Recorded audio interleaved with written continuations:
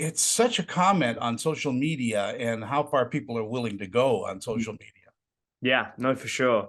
And what's kind of interesting is I think when we shot it, which was about 5 years ago, I think it was kind of a little before its time in that sense.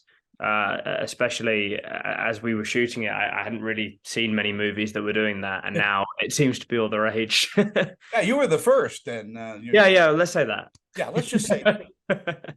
It's a comedy horror mystery. Yes, yeah, that's yeah, pretty much exactly how I'd put it. Yeah. I think it kind of focuses on the comedy Mm. a lot more than most comedy horrors that you'd expect. And I think if you re-edited that film 15 different ways, you could get more of a horror, more of a mystery out of it. There was so much additional footage that you could make a second film, to be honest. And we're hoping for one. How's that? Yeah. Do a sequel. Well, we'll see. To be honest, because obviously, unfortunately, we lost the director Marcus Harburn. So it's a tough one because it's his baby, that project. So it would be difficult to go and do a second without him. But we'd have to, and we'd have to see. Obviously, Do you enjoy doing comedy? I love doing comedy. Yeah, I think it's one. Depending on the script, Mm. it's one of the most fun things that you can shoot. But what I really loved about this is we were allowed to improvise a lot. Mm. So when we were on set, we'd obviously have the script that we had, but Dan, especially who plays Pete, he was just given free reign. He could say and do basically whatever he wanted in any take, which is a lot of fun. And my character and him end up having a lot of back and forth interaction. So a lot of those that ended up in the film are improvisation, which I always find a lot of fun in film. Yeah. Do you look for roles that are multi-layered? I mean, and are Oh, of they course. are they different from what you are in real life? Yes. Oh, yeah. I hope so. I hope I'm not like John too.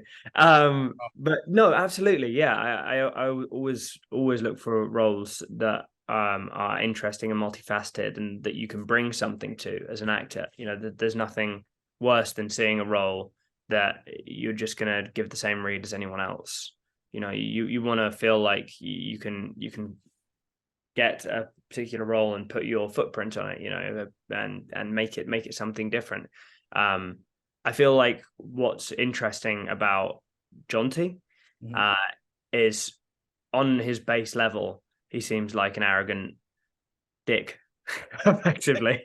Yes, yes, he um, yeah, of course. But I think he's deeply insecure. He's craving approval from everyone around him. He doesn't get it from his father. He doesn't see it anywhere in his life. And he's just desperately trying to please people to the point that he will sell himself out yeah. for that approval. And I think that's quite a sadly human characteristic. Even though he just appears as quite a horrible character throughout a lot of it. Yeah, I Uh, think I think he's a lot like everybody else that's going for likes and follows on yeah, social media. He just craves it's a substitute for real love. it's a really dangerous substitute. I find that, to be honest, I don't really use Instagram or TikTok or any of that stuff anymore. Like, I'll occasionally go on it to chat to friends and what have you, but you do, especially when you're slightly in the public sphere, you do start to get either wrapped up in what your image is meant to be, or you get concerned about how people are going to view you. And of course, you'll get people who send nice things, people who send horrible things. And I don't think we're built as people for that much input. You get these celebrities who have 50, 60 million followers and are constantly receiving abuse, and on the other side of it, complete adoration and love. And it inflates your ego and then pulls you down at the same time. There's this horrible dichotomy of trying to deal with that. And I don't think we can comprehend those numbers, you I know? think it's tough enough when you audition and you get a no. Yeah. I You mean, know, it's I mean enough. that you can deal with, though. It's like a one-on-one thing. It's like a personal thing. It's You've auditioned, you don't hear back, or you've auditioned, it's a no. That you can deal with rejection. That's part of life. But when you're dealing with thousands of that, I mean, Yeah. who was it? Selena Gomez recently became the most followed woman on Instagram, followed person on Instagram. I don't know exactly what she has, but even if we would say it's like 500 million followers or something, that's, if you think of like Wembley Stadium, a big stadium, that's 50,000. You can't comprehend those numbers until you think about it in smaller terms, and it's scary. It's really scary. Yeah, it is scary, and a lot of celebrities have their own staff just to handle all of that, and they protect those people too from hearing the abuse that comes through, and Some people it's aren't protected. I mean, I know people who aren't protected, who may only have 4, 5, 6 million followers, but you you get that abuse in there, but at the same time, almost in a worse way, you get that unconditional love of your fans that tells you you can't do anything wrong. And you see these young superstars who think they're God's gift to the planet because all they've heard from every avenue is you're incredible, you're amazing. And you need, I feel like, someone just with you who knows you to tell you, actually, don't do that. yeah, somebody to ground you is Exactly. and Yeah. And I usually think that's a little brother or sister just to exactly. And I think John T doesn't really have that yeah. throughout the movie. He the closest he has is Zorna Larice, and I think that's why he really grows to respect her and understand that she's the only person who's really cares about him, strangely enough, by the end of it. Well, he's a great character to play because he, as I said at the very beginning, he's such a multi-layered character, and you see the hurt, deep down, and you play it so well. Oh, thank you. Thank you. That's very sweet. Yeah, no, he is a really, really interesting character. And on the other side of it as well, it's always fun to play someone who just has a massive ego. Yeah. Um, so you do get both sides of that. Yeah. What do you think audiences are going to take away from watching Followers? I think it's a really interesting one. I always say with Followers is it's one of the most crazy movies I've ever done. Even when we were filming it, Mm. like I said, we just got so much footage, and I was just thinking of our editor Will, and I was like, I wonder what's going to stay in and what's going to come out, because even we shot it in 2 weeks, Mm. and there could be 400 minutes of runtime in that. I mean, we shot ourselves off camera. What I guess I want people to take from Followers is it's a whole load of fun. Don't take any of it too seriously. It's one of those films that I think you just have to go in and just enjoy because it's crazy. It's every time I watch it, I really, really enjoy it and I have a lot of fun. But I think if you try and take a film like that too seriously, you won't enjoy it.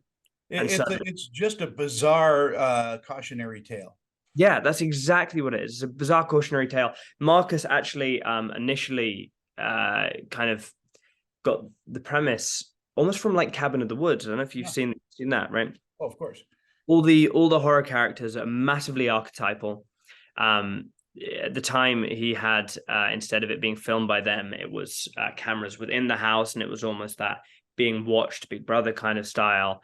And it was more of a third person viewer, but then it became found footage. And I think it's that whole thing of all these stereotyped characters and the falls and pitfalls, but being brought into a modern age, mixed with just crazy comedy and horror. And it was just a lot of fun to shoot. And speaking of a lot of fun, I do want to congratulate you on Night Before Christmas. We caught that. Oh, thanks. It was such a fun movie too. You must have Yeah, that was. Oh, yeah, that was a lot of fun. I wasn't on set for too many days for that. I was in Ireland. That was a lot of fun. That chainmail was heavy though. I tell you, it's like a good 100 pounds on your body the whole time. And after like 10 hours in that, I was like, You I look was so like, good. You look so natural with horses. oh yeah, I've done a bit with horses. Oh, I've done a nice. little bit. I did a Spanish produced TV series where I had to ride horses. So I did weeks of horse riding for that. So yeah, that's good. You know what, actually?